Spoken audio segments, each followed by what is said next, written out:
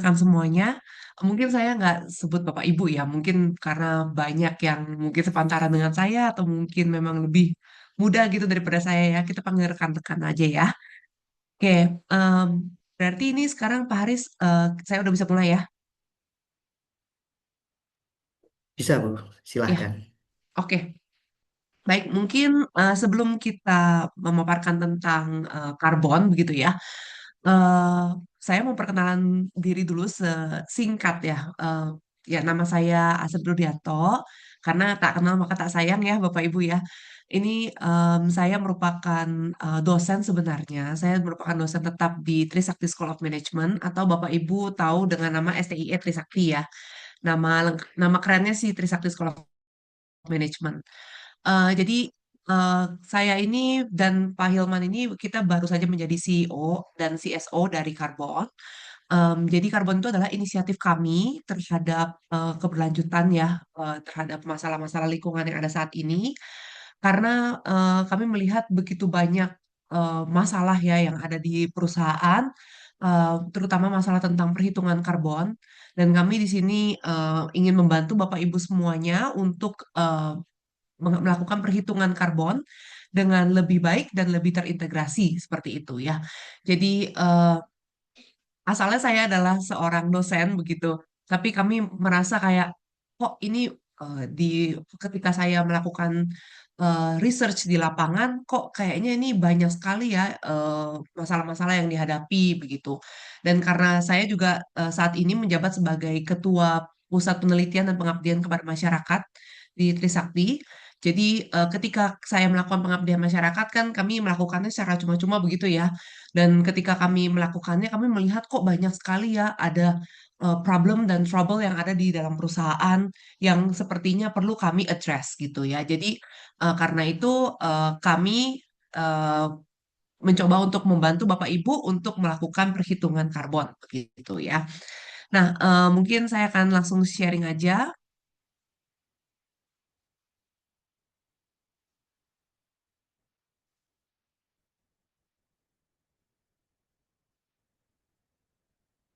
Oke. Hmm.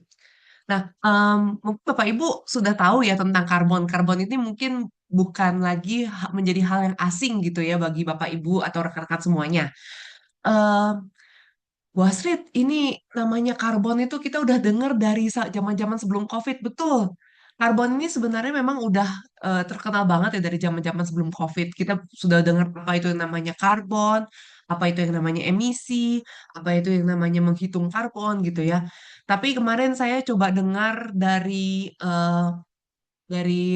Pak Tiko begitu ya dan juga dari rekan-rekan KMMB, oh katanya ternyata tentang karbon ini terakhir dibahas di tahun 2024. Nah, karena itu saya hari ini mau refresh lagi gitu Bapak Ibu ya tentang apa sih itu karbon dan yang paling penting adalah apa sih pentingnya karbon bagi kita perusahaan-perusahaan yang ada di sini begitu ya.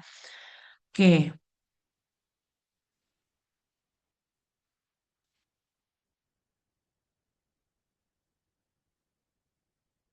Nah, karena kita sekarang nanti akan membahas tentang perhitungan karbon, jadi saya langsung loncat aja ke carbon footprint ya. Nah, kalau karbon sendiri itu adalah greenhouse gas. Jadi kita nggak bilang ini adalah emisi ya. Emisi itu adalah bagian dari greenhouse gas. Sedangkan yang akan kita hitung nantinya adalah bukan hanya emisi, bukan hanya CO2, tapi kita akan bahas tentang namanya greenhouse gas. Jadi kita menghitung greenhouse gas. Nah, greenhouse gas atau GHG, mungkin Bapak Ibu sering dengarnya itu mengenai global warming. Nah, global warming itu adalah akibat dari kebanyakan greenhouse gas yang ada di dunia ini, begitu ya. Jadi kalau kita yang namanya carbon footprint itu kita menghitung greenhouse gas, GHG, total GHG, baik itu direct maupun indirect ya. Jadi nanti Bapak Ibu akan lihat kita ada tiga jenis GHG, ada skop satu, skop 2, dan skop 3. Ada direct, indirect, dan juga dari supplier kita, begitu ya. Nah, ini yang terkait dengan individu, organisasi, produk, dan kejadian-kejadian yang ada di semua life cycle. Nah, jadi kalau dari kata-kata ini, nanti Bapak Ibu bisa lihat bahwa sekarang nih yang kita baru hitung, yang diminta dari pemerintah, ya, itu adalah GHG untuk organisasi, satu organisasi kita ini. Jadi misalnya kita punya PT X, kita harus menghitung GHG baik dari itu skop 1 sampai skop 3 untuk satu perusahaan. Itu yang sekarang sedang diminta begitu ya. Nah, tapi nantinya nextnya Bapak Ibu harus menghitung juga GHG per produk. Ya, jadi itu yang kita namakan dengan product life cycle gitu ya.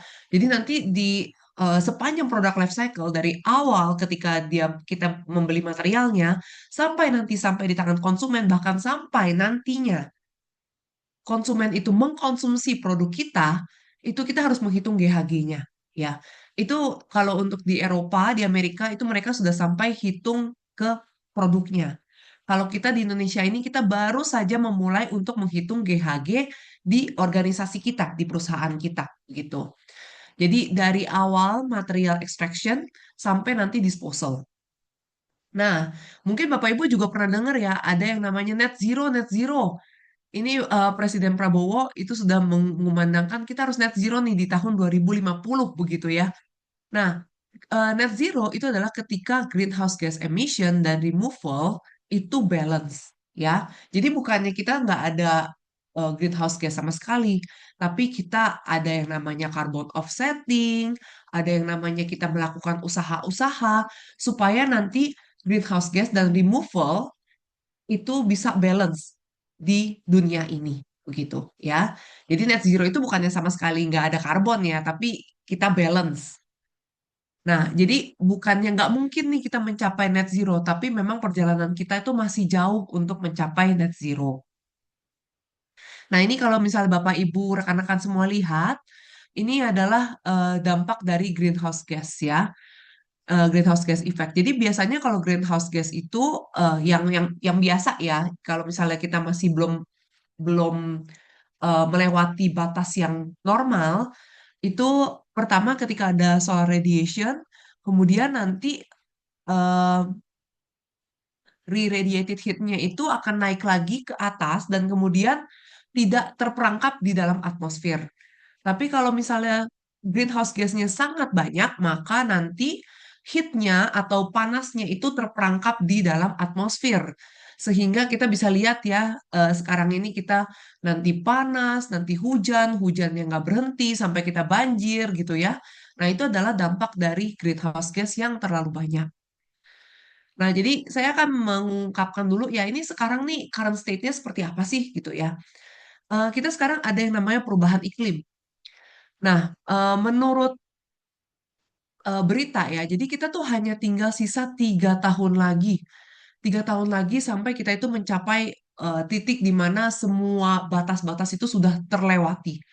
Jadi kalau Bapak Ibu tahu, itu kita ada batas-batas yang tidak boleh dilewati ya. Batas-batasnya itu eh, nanti saya akan ungkapkan batas-batasnya itu seperti apa begitu ya. Jadi ada batas-batas di mana seharusnya itu kita tidak melewati batas-batas tersebut. Kalau kita melewati batas-batas tersebut, maka kita tidak bisa tinggal di lingkungan yang safe. Jadi kita tidak bisa tinggal di safe operating space gitu. Kalau nggak safe tuh gimana ya? Nanti mohon maaf nanti dunia kita bisa hancur, kita tidak bisa beroperasi lagi dan sebagainya. Dan kalau di Indonesia sendiri kita bisa lihat bahwa iklim Indonesia itu bergeser drastis ya. Musim hujannya jadi lebih panjang, hari keringnya juga makin bertambah. Dan ini kalau kita lihat eh, ini kita sekarang nih CO2 fossil fuels ini kita tuh udah mencapai titik yang sangat amat tinggi. Ini disebabkan karena manusia, human induced greenhouse gas emission. Jadi kita bisa lihat bahwa ini kita udah nggak bisa main-main lagi ya. Kita ada masalah di iklim kita, kita ada masalah di dunia kita, dan kita harus bertindak. Nah, tapi masalahnya kita ini kan bukannya orang iklim gitu ya. Kita itu adalah accounting, kita accountant, kita itu adalah managers. Terus apa hubungannya dengan ini gitu ya? Apa kaitannya dengan ini dan buat apa kita pusing dengan masalah ini? Nah, masalahnya Bapak Ibu, ini bukan lagi masalah lingkungan, ini sudah menjadi masalah perusahaan. Ya, ini adalah masalah bisnis. Nah, jadi climate change itu menyebabkan kita ada dua resiko, Bapak Ibu. Jadi ada physical risk, ada transition risk. Nah, physical risk itu adalah kita pertama-tama karena adanya masalah iklim, maka kita tuh ada yang namanya kehilangan karena natural disaster. Jadi mungkin Bapak Ibu yang bergerak di bidang sumber daya alam begitu ya, Bapak Ibu tahu bahwa oh sekarang ini yang namanya sumber daya alam tidak lagi seperti dulu ya.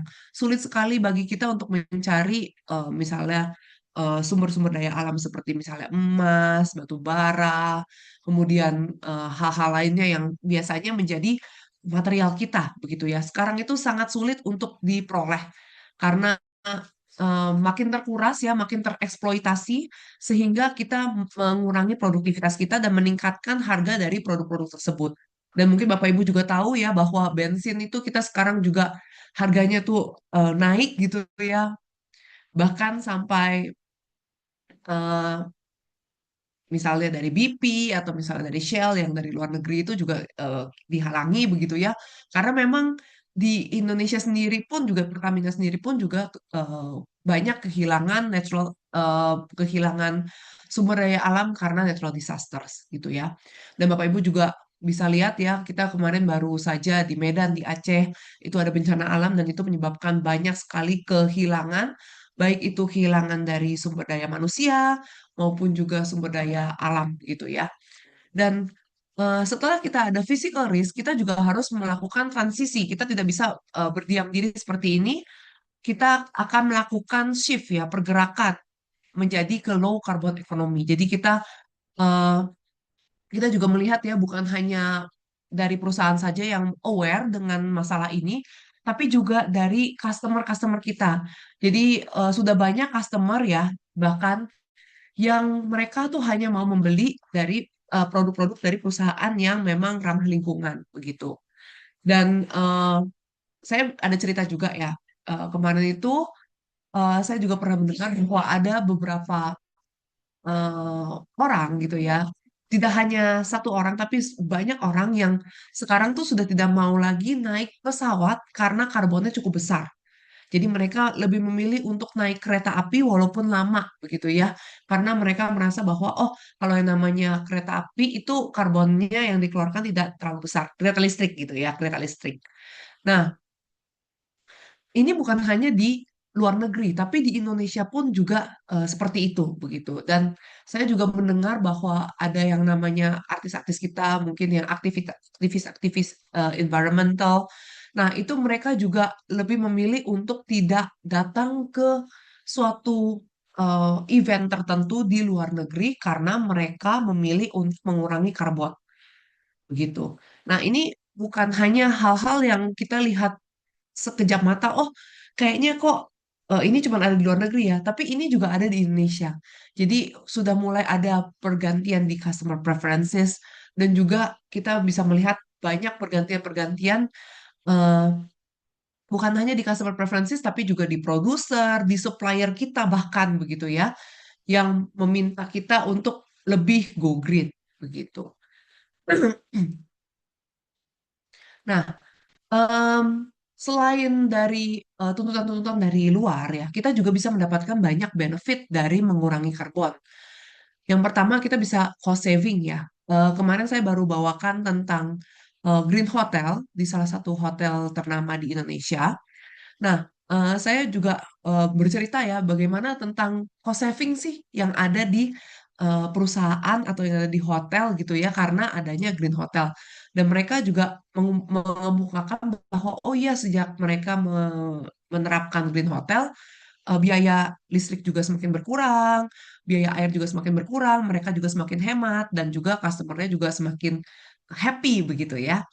Nah, selain itu, ketika kita lakukan cost saving, kita juga meningkatkan kesehatan. Bukan hanya kesehatan di customer, tapi juga kesehatan di eh, employee kita, gitu ya. Jadi, ketika kita mencoba untuk melakukan apa mereduce karbon kita, kita selain cost saving, kita juga meningkatkan kesehatan dari orang-orang yang ada di sekitar kita, gitu. Seperti contohnya misalnya kalau misalnya kita eh, matikan lampu aja ya. Ini mungkin dari segi kesehatan, kecantikan gitu ya. Sebenarnya tuh kayak ada listrik yang dari dari lampu itu sebenarnya bisa bikin kulit kita itu nggak bagus gitu ya. Itu mirip seperti em, matahari, cahaya matahari itu bikin kulit kita misalnya taucokan gitu ya kalau kita ibaratnya ya.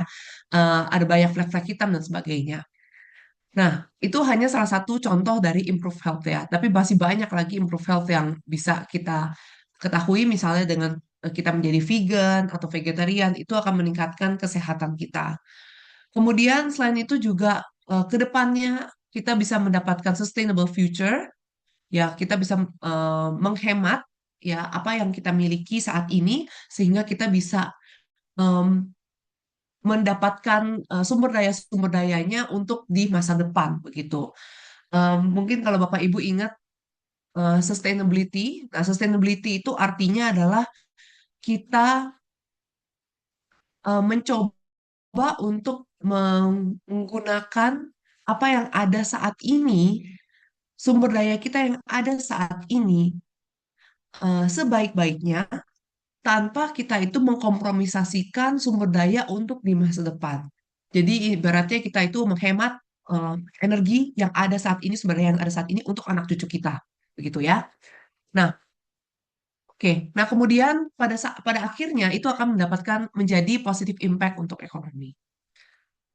Nah, tanpa saya panjang lebar lagi ya tentang hal tersebut, saya akan memberitahukan tentang regulasi-regulasi yang ada saat ini ya. Ini adalah urgensi dari karbon. Jadi, Bapak Ibu semuanya, rekan-rekan semuanya, kita wajib kudu untuk menghitung karbon kita. Kenapa? Pertama, udah ada regulasi. Kita mulai dulu dari regulasi internasional ya. Pertama-tama kita Indonesia itu di bawah Paris Agreement. Nah, Paris Agreement tahun 2026 ini kita sebutnya dengan NDC 3.0. Paris Agreement itu kita semua sudah sepakat bahwa kita tidak ingin sampai kenaikan suhu itu di bawah 1,5 derajat Celcius. Ya, kalau dulunya NDC 2.0 itu 1,5 sampai 2.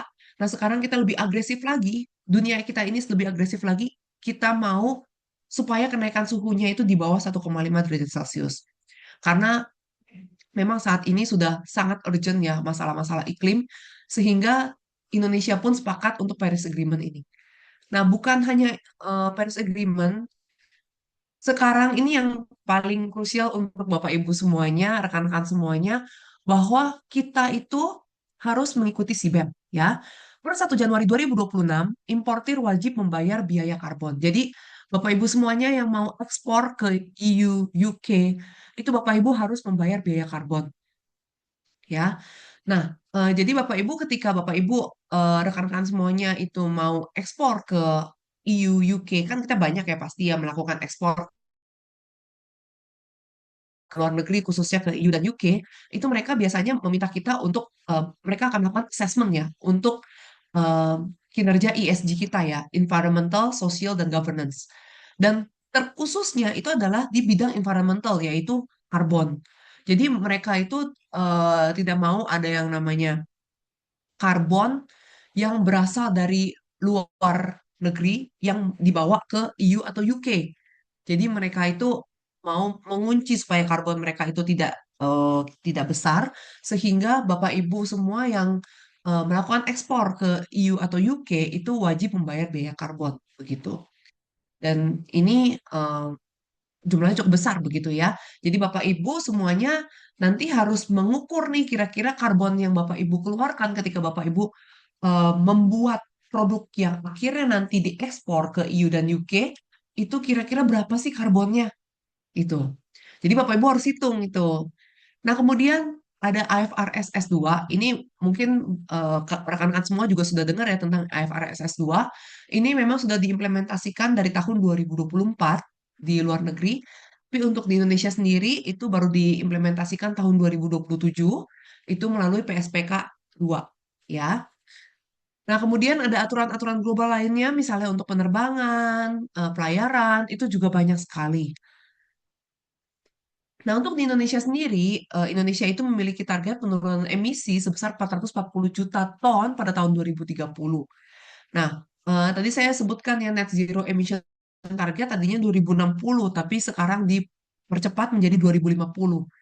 Nah, karena itu kita juga sebagai perusahaan, kita wajib untuk mengikuti peraturan dari pemerintah, ya. Perpres tahun 2025 ini baru sekali tentang penyelenggaraan instrumen nilai ekonomi karbon. Jadi nanti setiap karbon yang Bapak Ibu miliki, Bapak Ibu keluarkan, itu akan menjadi nilai rupiah, ada nilai rupiahnya. Semakin banyak karbon yang Bapak Ibu keluarkan, semakin banyak yang harus Bapak Ibu bayarkan. Begitu. Dan Bapak Ibu juga pernah dengar mungkin tentang adanya pasar karbon, kemudian ada yang namanya carbon tax. Carbon tax mungkin memang belum diimplementasikan sekarang ya, tapi kemungkinan besar ada di tahun depan. Namun kalau untuk pasar karbon itu sudah diimplementasikan dari tahun-tahun sebelumnya.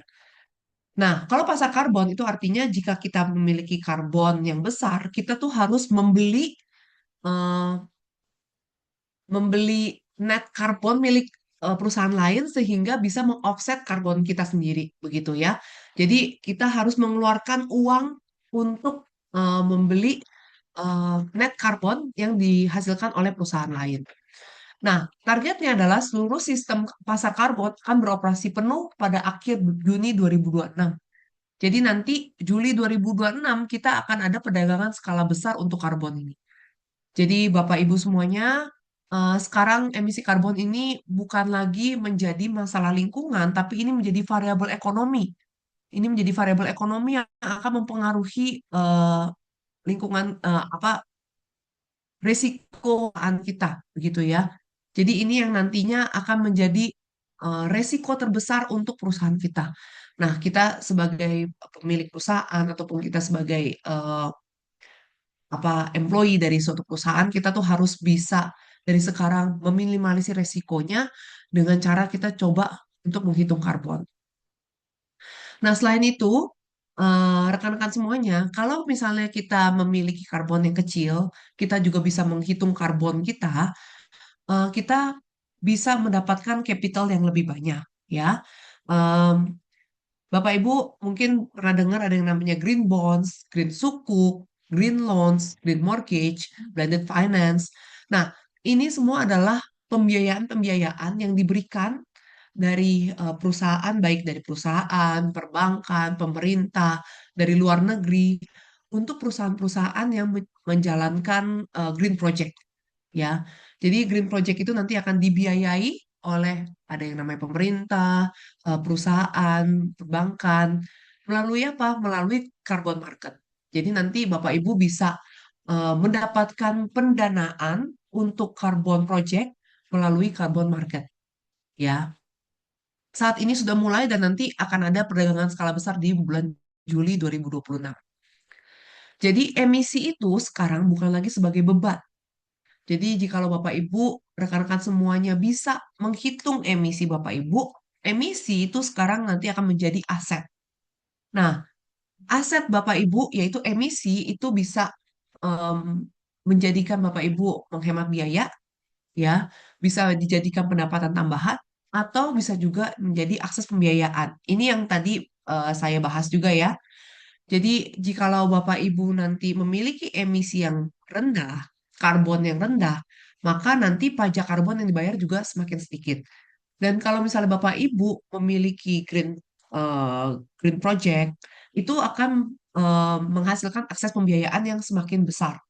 Dan Bapak Ibu kalau misalnya memiliki unit emisi yang lebih, begitu ya, itu nanti akan bisa diperdagangkan dan Bapak Ibu bisa mendapatkan uang dari perusahaan yang memiliki emisi karbon yang besar. Jadi Bapak Ibu punya net emission nanti akan di trade dengan emisi karbon dari perusahaan lain, ya. Jadi bisa dengan pajak karbon, tapi bisa juga dengan perdagangan karbon. Ini yang barusan saya bahas juga ya.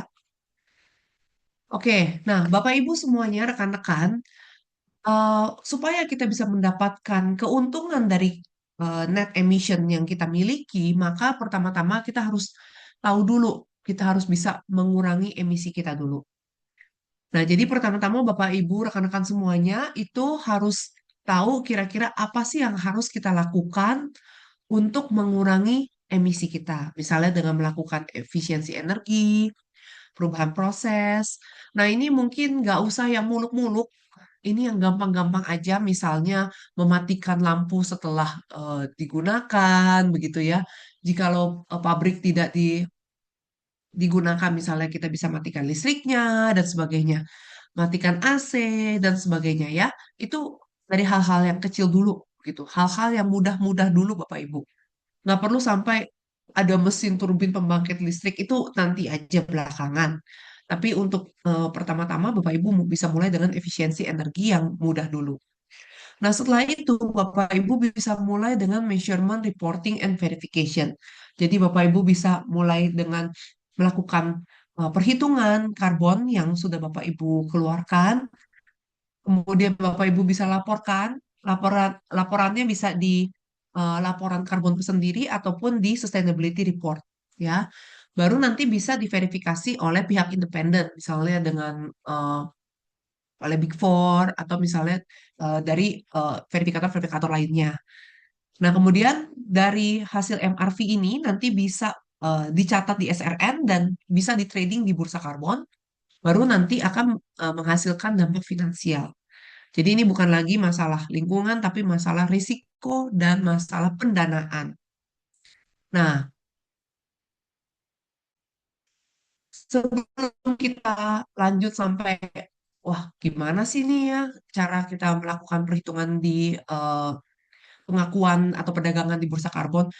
Yang satu hal yang Bapak Ibu harus tahu adalah bagaimana cara menghitung karbon yang benar, begitu ya. Nah, untuk perhitungan karbon dan pelaporan karbon GHG itu ada beberapa prinsip ya. Eh, yang pertama itu harus relevan, yang kedua harus komplit, yang ketiga konsisten, yang keempat transparan, dan yang kelima adalah akurat.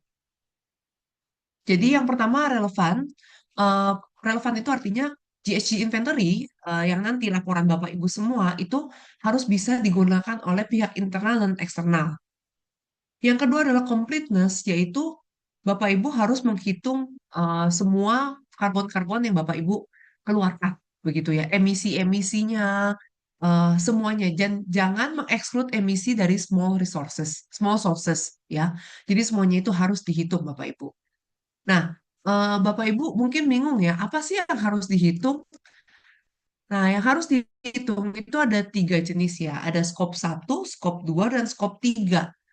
Nah, scope 1 itu adalah direct sources. Jadi ini adalah karbon yang kita keluarkan dari sumber-sumber yang bisa kita kelola ya. Jadi ini adalah dari sumber kita pribadi, sumber sendiri, direct sources. Misalnya contohnya apa? Misalnya on-site energy consumption, material processing, misalnya kita memproses material itu mengeluarkan karbon. Nah, karbonnya berapa itu yang Bapak Ibu hitung. Kemudian yang scope 2 adalah dari indirect sources, yaitu dari yang kita beli dari pihak lain. Misalnya kita beli electricity, kita beli air gitu ya dari luar dan itu digunakan untuk diri kita sendiri, untuk proses produksi kita gitu ya. Itu adalah yang scope 2. Nah, untuk scope 1 dan scope 2 itu sudah wajib saat ini untuk dihitung, Bapak Ibu. Jadi, untuk scope 1 dan scope 2 itu harus komplit perhitungannya. Nah, yang masih belum wajib saat ini adalah untuk scope 3. Scope 3 itu adalah emisi yang berasal dari upstream dan downstream. Jadi, yang berasal dari supplier kita maupun dari customer kita ketika mereka menggunakan produk kita. Nah, ini sulit untuk dihitung, Bapak Ibu, karena belum semua supplier kita itu bisa confirm dengan perhitungan GHG ataupun tidak semua customer kita begitu ya bisa melaporkan kepada kita eh, berapa sih emisinya gitu ya. Apa sih yang mereka lakukan ketika mereka menggunakan produk kita itu sampai saat ini terutama di Indonesia itu masih belum. Karena itu yang masih wajib itu adalah yang skop 1 dan skop 2. Nah, ini yang wajib Bapak Ibu hitung saat ini ya. MRV-nya itu yang wajib adalah skop 1 dan skop 2. Nah, kemudian kita juga ketika perhitungan, kita tuh harus konsisten, Bapak Ibu, rekan-rekan semuanya. Jadi, ketika kita menghitung emisi, itu harus konsisten dari tahun ke tahun. Jadi, harus ada kita tuh menggunakan apa begitu ya. Caranya dengan seperti apa, itu semuanya harus konsisten dari tahun ke tahun dan tidak berubah. Itu kalau misalnya kita dari awal menggunakan yang mana A, berarti kita harus selalu menggunakan si A ini. Dan kemudian transparan. Jadi ketika kita mendisclose emisi kita, itu kita harus transparan, tidak ada yang ditutup-tutupi. Dan kita harus mendisclose apa saja yang kita gunakan. Dan kemudian kalaupun kita bisa untuk menggunakan independent verifikator, kita harus menggunakan independent external verifikator. Dan kemudian yang terakhir adalah harus akurat. Jadi perhitungannya itu harus akurat dan jangan sampai kita ya cuma menebak-nebak aja gitu ya. Nah, kemudian kita lihat di sini ketika yang tadi saya katakan sebelumnya ya, kita harus konsisten. Nah, ketika kita menggunakan accounting approach yang konsisten, ini kita harus menggunakan yang mana? Nah, saat ini itu yang berlaku secara internasional adalah ISO 14064.